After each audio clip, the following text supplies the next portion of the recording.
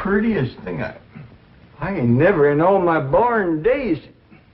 How'd an old mountain goat like me ever get a young'un like you? You're a queen.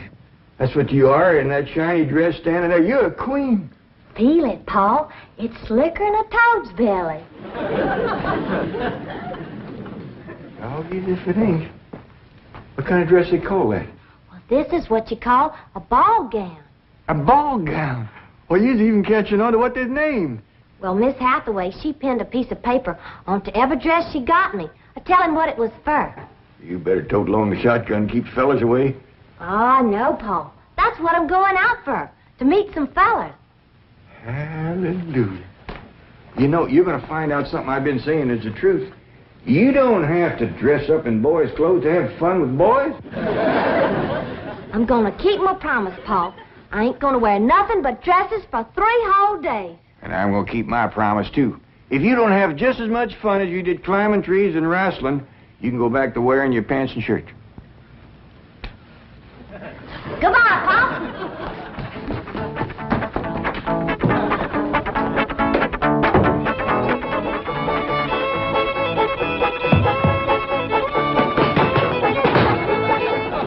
What you doing? Killing ants?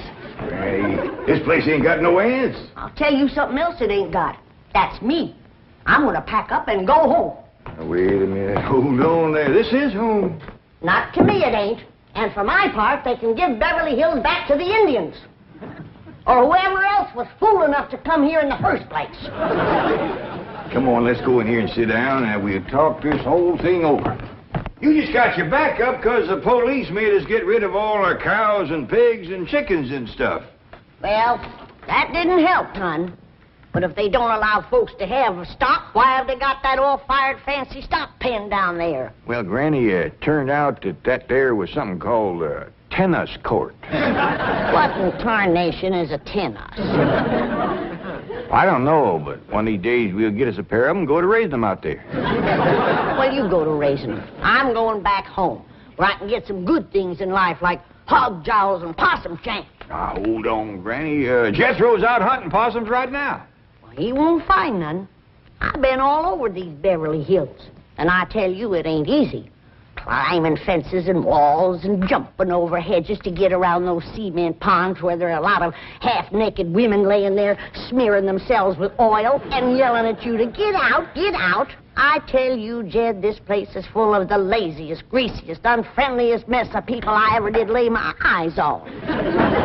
Here's Jethro. Hi, boy. What'd you get? I got chased by a fellow with a club. Now, you hear that, Jed? It says Beverly Hillbillies picking on a little boy like Jethro. Come on, Jethro, load up the truck and let's head for home. Hold on. I think I know what's ailing you two. You're just plain old homesick. Well, I'm sick of this home, I can tell you that. Yeah, now, I got a surprise. I've been kind of saving. I reckon now's good times any to let the cat out of the bag. We need pigs and chickens, and he gets us a cat. Now, that ain't the surprise, Granny. The surprise is Pearl's coming out here. Ma's coming out here? Yeah, and she's bringing your sister Jethrine. Hot diggity dog. Yeah, I wrote her a letter. I said, Pearl, I says, why don't you come out here and bring Jethrine? We got lots of room and plenty to eat, and we sure is a hanker to see you. Oh, boy. I gotta get us some possum now, because if there's one thing Ma and Jethrine likes, it's grits and possum shanks. You don't look particular cheered up, Granny. Jed, you might fool that boy with a story like that, but not me. What do you mean?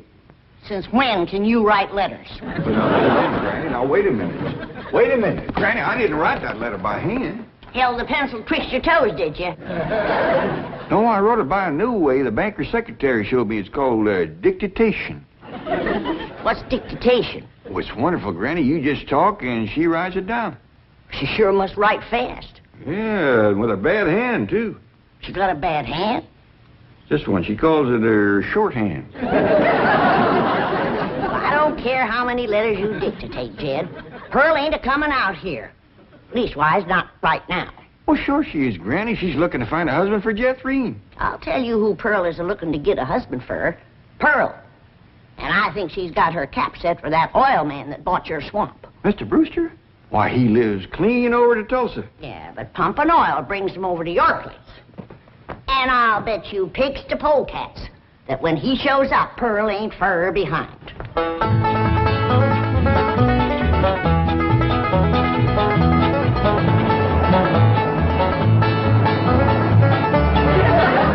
There he is.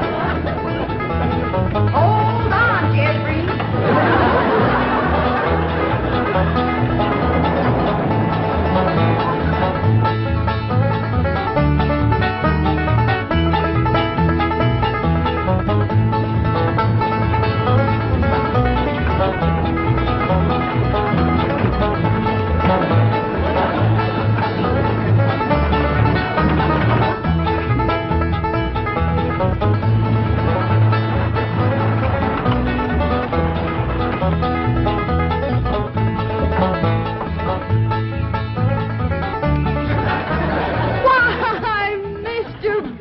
Of all people, fancy meeting you here. Small world, ain't it? Yes, it certainly is. Oh, this here's my daughter, Jethreen. This is Mr. Brewster, dear. I'm pleased to meet you, young lady. Hi. May I give you a hand, Mrs. Bodine? Oh, thank you. You stay in the buggy, dear. Careful now. There we are. Well, I see you girls are on your way to a Halloween party. What kind of party? Halloween. What's a Halloween? You don't celebrate Halloween here in the hills? Well, I never heard of it. What's it like? Well, it's an occasion where everyone gets dressed up in their most beautiful clothes. Oh, these old things, they're just something I threw together myself. Well, they look like they came from Saks. Well, they didn't. I made them with store-bought yard goods. Didn't I, Jethreen? Yes, sir.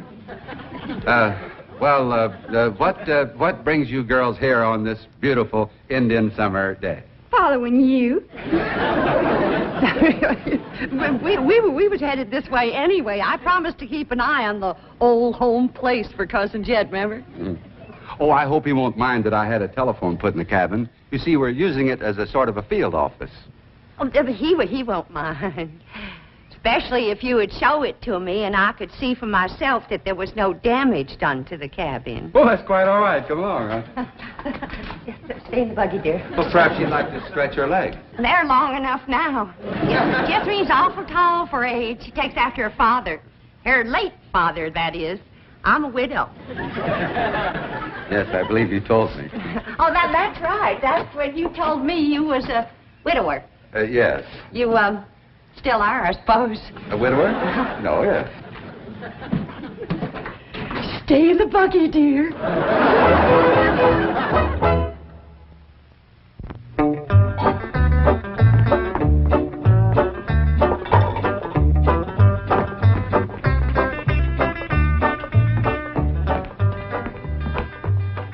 I'm going back where I should have stayed in the first place. Now, Granny, before you do something you're liable to be sorry for, you better take another look around. See all the nice things we got here that you wouldn't have back home. Like what? Like this great big cooking room, for one thing. Why, you could take our whole cabin in and put it right in this one room. Well, if you did that, I might stay. What about them big ice boxes? Ain't got nothing like them back home. Didn't need 'em. Got nippy in the fall like the good Lord intended it to. This crazy California stays warm all year round. Well, that's awful good for growing things. Look at that fruit there. Did you ever in your whole born days ever see anything as pretty as that fruit? Don't spoil neither. Don't taste neither. Oh, now. Jethro ate a whole bunch of them grapes. 2 apples, a pear, and a whole handful of strawberries. And he said there wasn't one bit of juice in the whole kit and caboodle of them. He said it was dry as wax.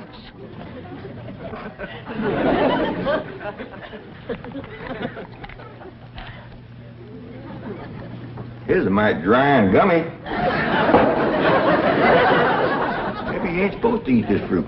That's the trouble with this miserable place. You ain't supposed to do nothing. You ain't supposed to have cows or pigs or chickens.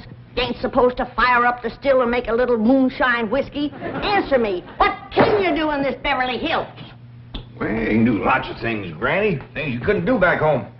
Name one. Well, you can call up your friends on the telephone. No, you can't. Why not? 'Cause we ain't got no friends, that's why not. There ain't been one neighbor come a-calling on us since we moved in here. Oh, so that's what's ailing you. Nobody's been coming to call. Well, now you got to remember what Pearl said. This here is Beverly Hills where the movie stars live. What's that got to do with it? What's that got to do with being friendly? Nothing. I just thought it might sidetrack you. Well, it didn't.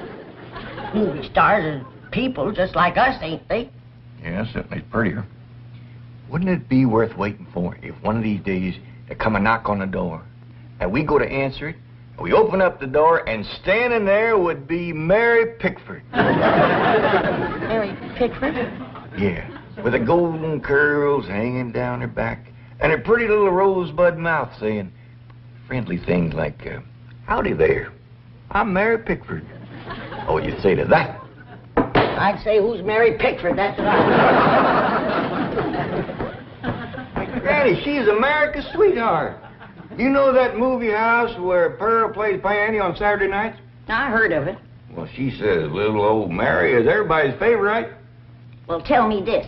If Mary Pickford moved in that little cabin down the creek from us back home, what would we do?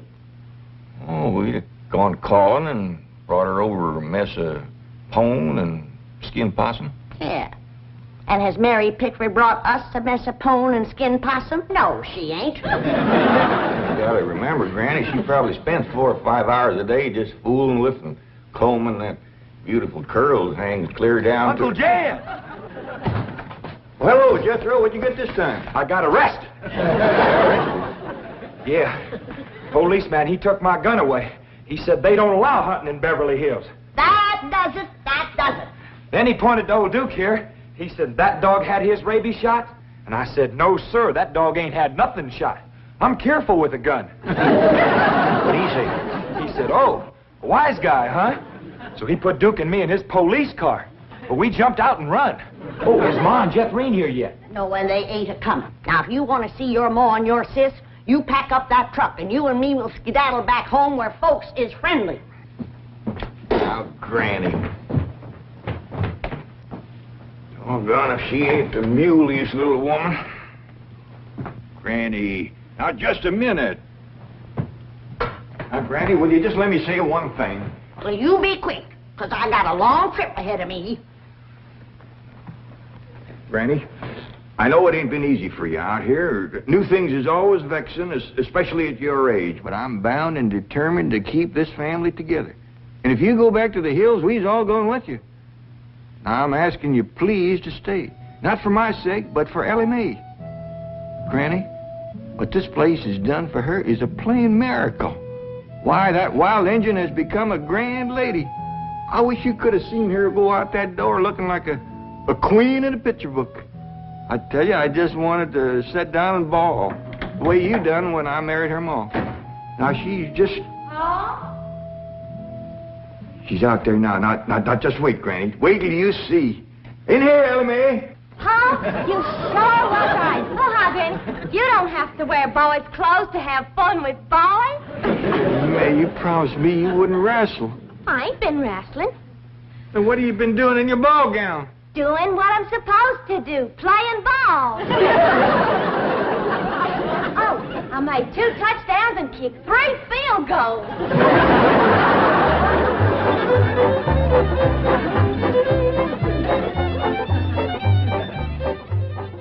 Well, your cousin certainly seems anxious for you to come to Beverly Hills, Mrs. Bodine. Will you? Mrs. Bodine? Yeah. Will you? Yeah. Will I what? Go to Beverly Hills to visit your cousin, Mr. Crampett. Oh, well, not right now. I'm awful busy. You see, I do fancy sewing and hat making and give beauty courses and personality building and music lessons. Then on Saturday, I play the piano over the movie show to Oxford. And then, of course, there are my young ones, Jethro and Jethreen. Of course, they're no trouble. Jethro's in California, and Jethreen, she's fixing to get married. Well, congratulations. When's the wedding? Soon as she finds a fella. Well, you certainly are a busy woman, Mrs. Bodine. Yeah. As Cousin Jed used to say, Pearlie Tay, The fella that gets you sure don't have to worry about supporting you.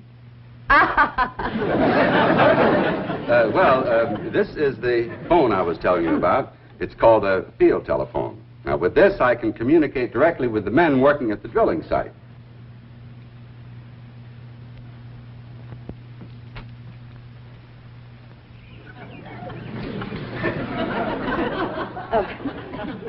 Any young men down there? Oh, yes. Any unmarried young men? I'm sure there are.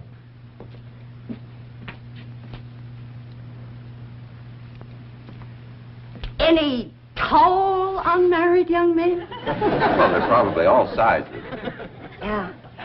Suppose it gets pretty lonesome working down there. Well, it's very likely. This is rather an isolated area. Any specially tall, specially lonesome, unmarried young ones? I don't think I can call any by name, no. Uh-huh.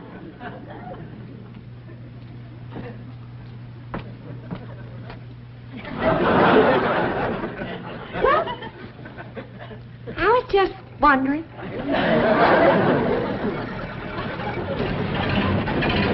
Excuse me, ma'am. Could you tell me where the oil drillers are working today? Well, now. What have we here? Rebecca of Sunnybrook Farm, and pretty, too. You know what, honey? I got something here just for you. A genuine French garter imported all the way from Paris, France. They usually sell for 50 cents, but, honey, you can have it for a quarter. Listen, honey, I'm going to be around a couple of days. You busy Saturday night? Well, you are now. And there's a dance over in Hooterville. Ooh-wee! I bet you're an armful of mama. I mean it, honey. I like big girls. You just do things to me. You carry me away. All right. Hey, what's going on here?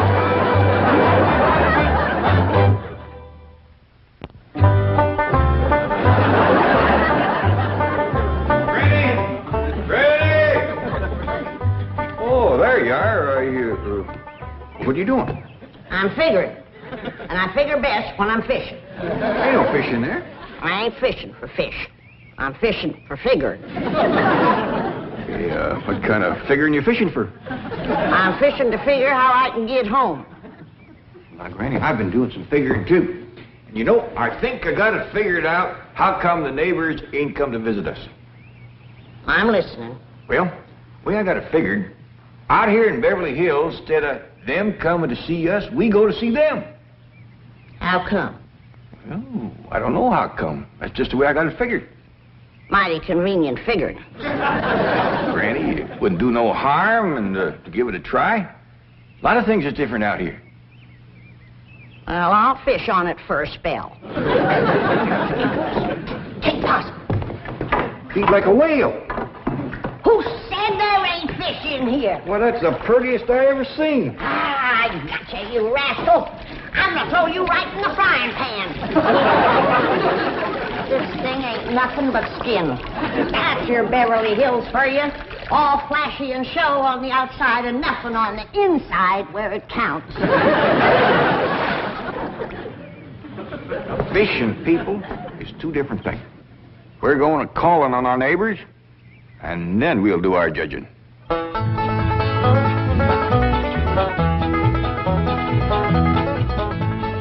Well, let's see now. Which neighbor shall we call on first? Mr. Drysdale's off in Boston with his missus, so let's go this way. If you ask me, let's go back that way. Now, Granny, you promise. Come on, everybody, let's go. You reckon they'll give us a mess of pone or something, Pa? Or maybe some salted down possum. Probably so lie on us.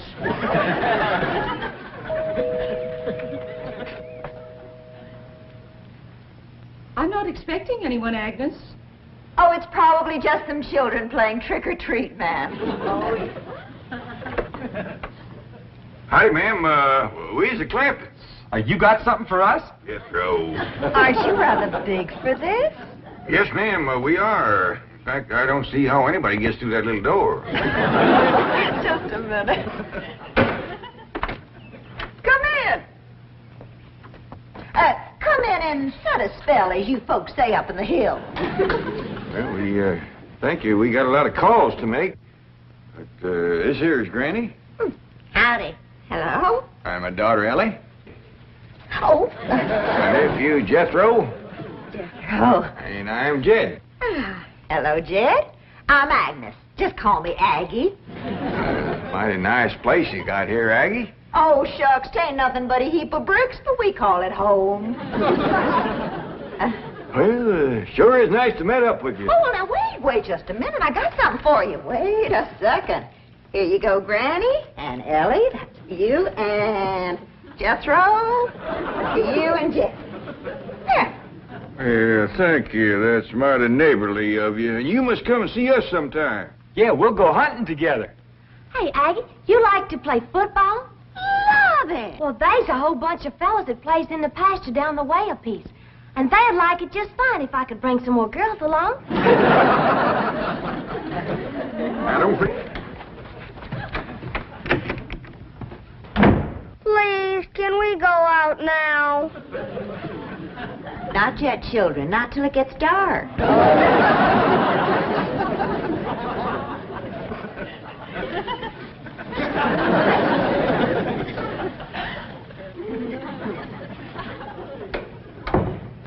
Ain't that the most pitiful thing? Heart-rendering. Just heart-rendering. Nice-looking woman. Friendly as you please. But them young'uns is the homeliest I ever see. If she didn't want to come a-calling on us. Yeah.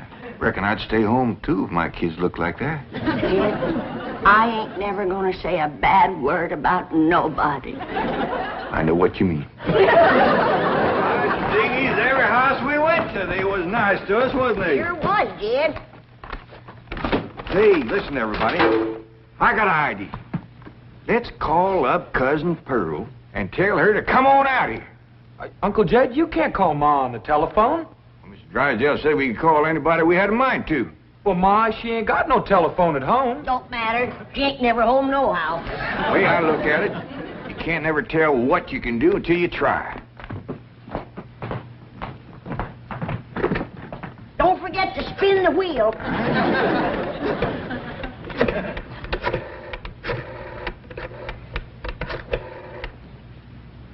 Howdy, ma'am. I want to talk to Pearl Bodine back in Oxford. That's right, operator. J.D. Clampett in Beverly Hills. Oh, Jed's sure gonna be surprised to hear me talking at him on this thing. Oh, they're ready to make the connection. Oh! Jed! Is that you, Jed? You betcha it is. Hello, Pearl, you old rascal. What you doing down there? Huh, there ain't Pearl. This here's Ellie. Jethro talk in a minute, but first I want to say something. You gotta come out here to Beverly Hills and bring Jethrine. If she can't get a husband out here, there ain't no hope. You ain't never seen so many homely young'uns in all your born days.